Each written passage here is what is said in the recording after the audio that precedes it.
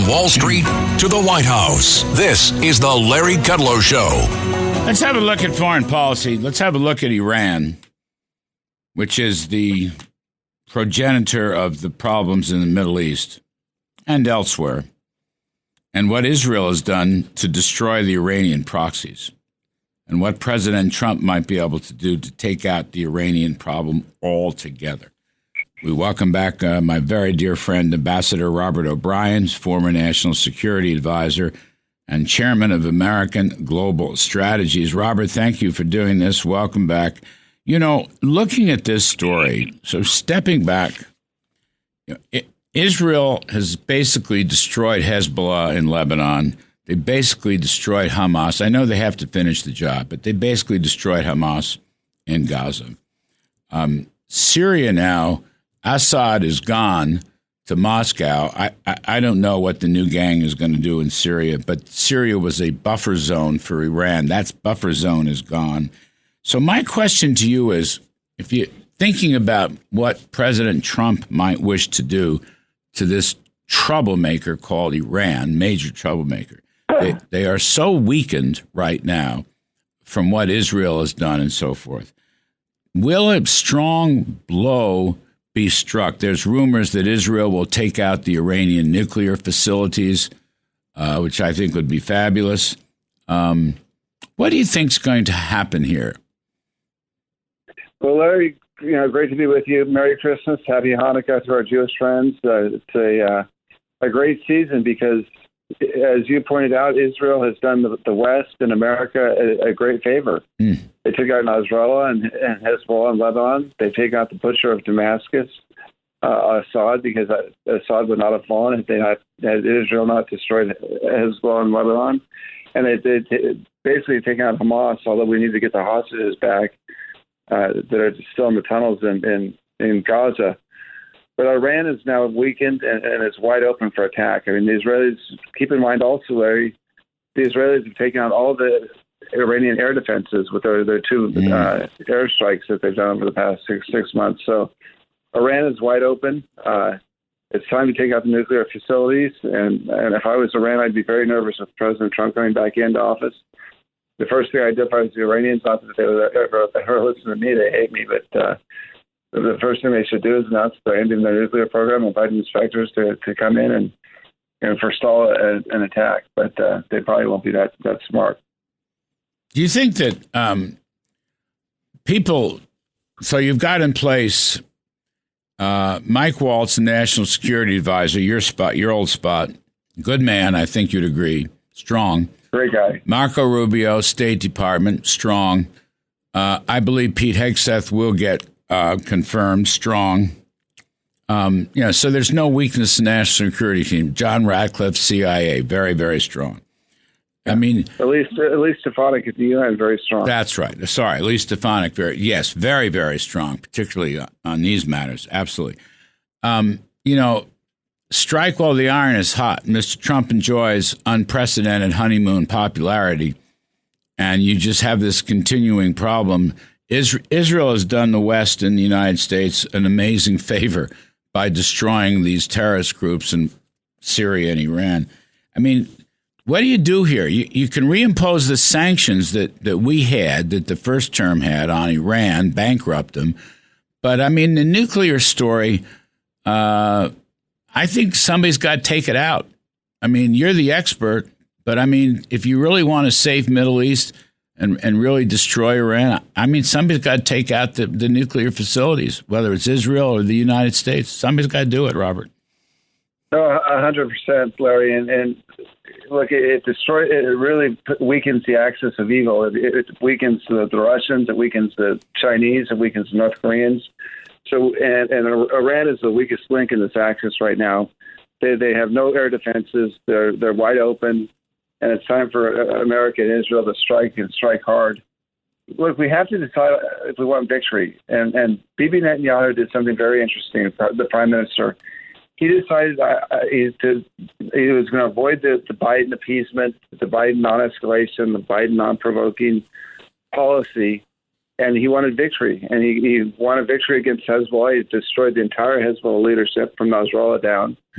He destroyed the entire Hamas leadership, and he's basically opened up Iran, so that Iran has no defenses to a Western attack now. And think about this, Larry. If he hadn't chosen victory, and if he'd done what Biden wanted him to do, Bashar al-Assad would still be in Syria.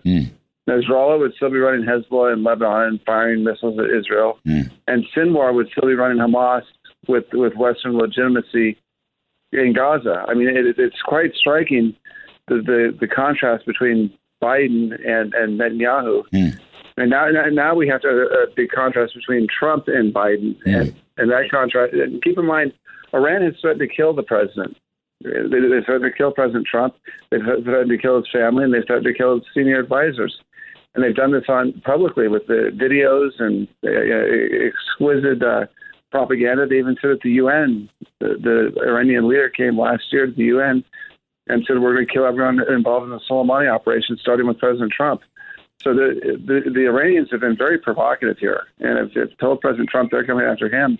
It's time for President Trump to do what Bibi Netanyahu did and just eliminate the Iranian threat once and for all.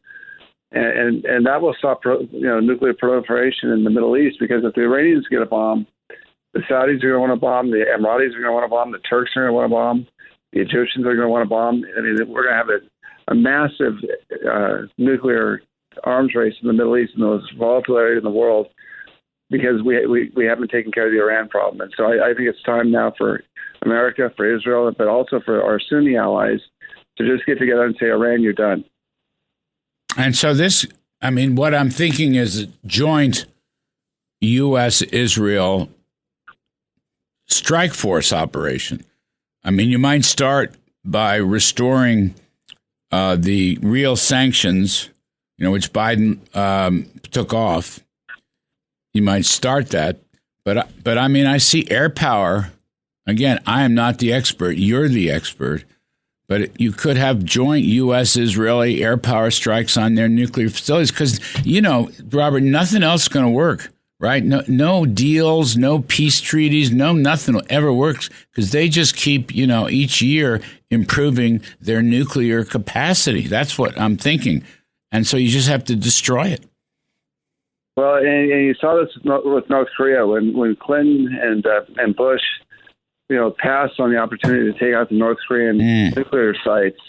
Now North Korea is a full nuclear power with a massive nuclear arsenal, and that option is over. Wow. But it still exists for Iran, and if we don't take advantage of it quickly, and speaking of air power, this is not putting troops on the ground. This is not trying to create democracy in Iran. This is not a forever war. This is a very surgical raid, which we can do with our B-1 bombers, with our B-2 bombers, with our B-52 bombers, and with all the Israeli, strike craft. This is a 2 or 3 night operation that eliminates the opportunity for the Iranians to ever get a nuclear weapon. And it's probably got to be done. It's probably got to be done soon, and then used in combination with massive sanctions. We put the Iranians back in the box. Keep in mind, the Iranians asked for this. The Iranians have enriched nuclear, material past not just the JCPOA, the Obama nuclear deal. They violated the NPT, the non-proliferation treaty.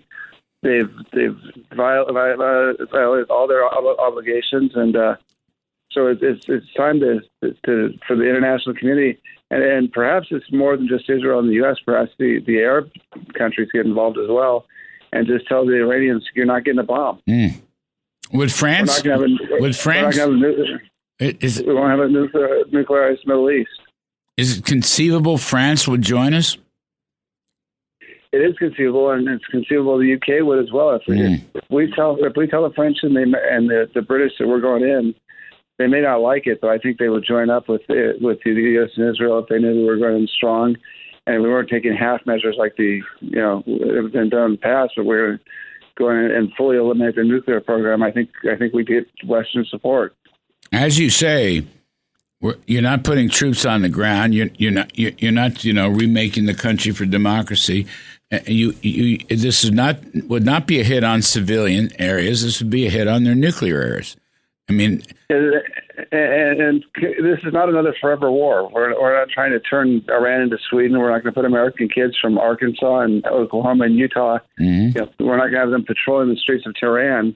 This is going to be a massive aerial bombardment that totally eliminates our nuclear program. Yeah. I mean, that's just, look, you are the expert. I am not, Robert O'Brien, but I'm just saying it just makes a lot of sense. And I think timing is everything in these things. And, Israel, what they have done, basically saving the West, maybe saving the world from Iran and their terrorism. I mean, we owe Israel a debt of thanks instead of these, crazy anti-Semitic people and so forth and so on. But again, Mr. Trump has tremendous wind at his back politically right now. I call it strike while the iron is hot, not only for foreign policy, but things like tax cuts and the border and so forth and so on. And I just wonder, the next few months, I mean, look what he said. If you don't release the hostages, Hamas, they'll be hell to pay. You got running out of time, Robert O'Brien. You got 30 seconds on that. Hell to pay if you don't release the hostages. Hey, my advice to Hamas is let the hostages go immediately, because it's going to be you're going to face the al-Baghdadi situation. You're going any Hamas leaders going to wake up with a Belgian Malwa named Conan, coming down the tunnel after them if they don't release the American hostages. It's time to let them go. And you're right. President Trump has an opportunity to strike a blow, just like he did. Remember Syria at the beginning of the last administration when he restored the red line that Obama gave up on, and it struck Syria with missiles. And that set the tone for the whole administration. We had no new wars because they knew President Trump was strong.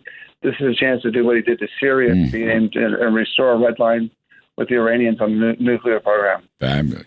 That's right. Over chocolate cake dessert with Xi Jinping. You were there. Actually, no, I wasn't. I came about 2 months later. I missed it. I've had the chocolate cake, Robert, but I missed, and I've been to the Xi dinners and lunches, but I missed that one. Anyway, folks, we're talking to my very dear friend, Ambassador Robert O'Brien, who's a former national security advisor. His great new company is American Global Strategies. Robert, Merry Christmas, Happy New Year's to you and everybody else, your family. Thanks very much.